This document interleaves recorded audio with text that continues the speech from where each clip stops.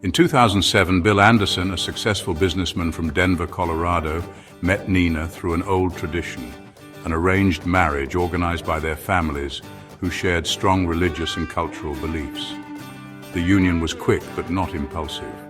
Both Bill and Nenah knew what they were getting into. Although it wasn't love at first sight, over time they built a relationship based on respect, admiration, and day-to-day companionship. Nenah was a kind woman with firm values, close to her family, and had a sweet personality. Bill, on the other hand, was driven, hard-working, and charming. During the first years, their relationship seemed to work well. In 2013, their bond grew stronger with the birth of their daughter, Anna. That moment changed everything. Bill seemed even more committed to providing for his family. He worked longer hours, traveled frequently, and focused on expanding his company. But it was during those trips that something began to shift. Nenah noticed Bill wasn't the same. He was around less. His tone grew distant and his attention to the family became shallow. The so-called work calls multiplied.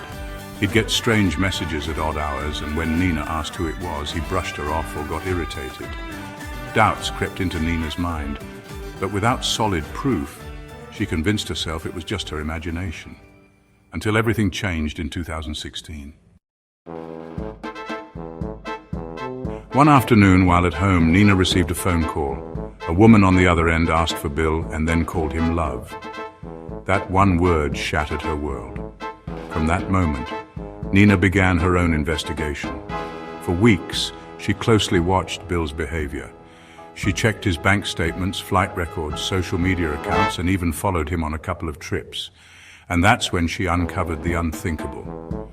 Bill had a second wife. Her name was Mary. She lived in Chicago, and she had been legally married to Bill since 2014. They even had a 2-year-old son together. Nenah couldn't believe what she had found. Her husband had been living a double life, not for a few months, but for years. While he had a family in Denver, he had another one in Chicago. Devastated by the betrayal, Nenah didn't confront him right away. Instead, she started gathering evidence: marriage certificates, photos, text messages, emails. On May 10th, 2016, Nenah waited for Bill to get home. When he arrived, the air was heavy with tension. She sat him down in the living room, looked him in the eyes, and told him she knew everything. One by one, she laid out the evidence. Bill, visibly nervous, tried to deny it, but it was useless. There was nowhere to hide. The argument grew intense. Bill, feeling cornered, started shouting. Nenah demanded answers, justice. Then something happened that would change everything forever. In a moment of rage and desperation, Bill grabbed a heavy object from the desk and struck Nenah on the head.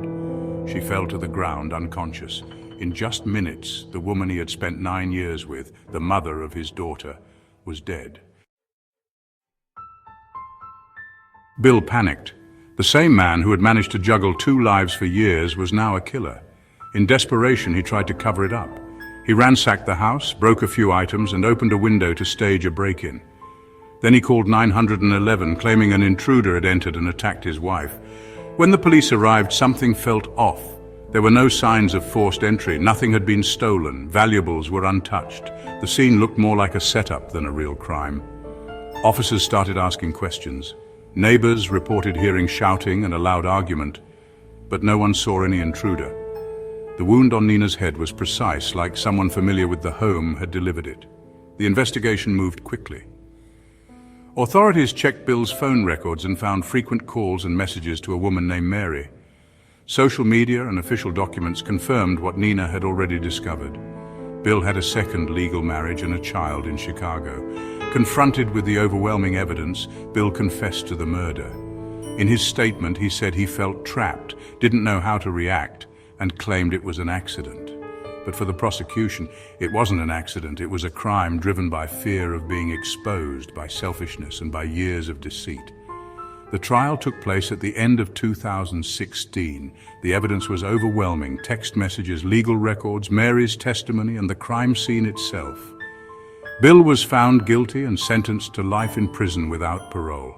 Mary was devastated. She never knew her husband had another family. When she was called to testify, she broke down in disbelief. The man she had shared her life with was capable of murder. Bill and Nenah's daughter Anna was placed under the care of her maternal grandparents. The story of Bill Anderson became a notorious case in Colorado, not just because of the murder, but because of the shocking double life he led for so many years without anyone suspecting a thing. A life built on lies, betrayal, and ultimately, blood. Sometimes the people closest to us hide the darkest secrets. This is the story of how the truth, no matter how deeply buried, always finds a way to come out, even if it's too late.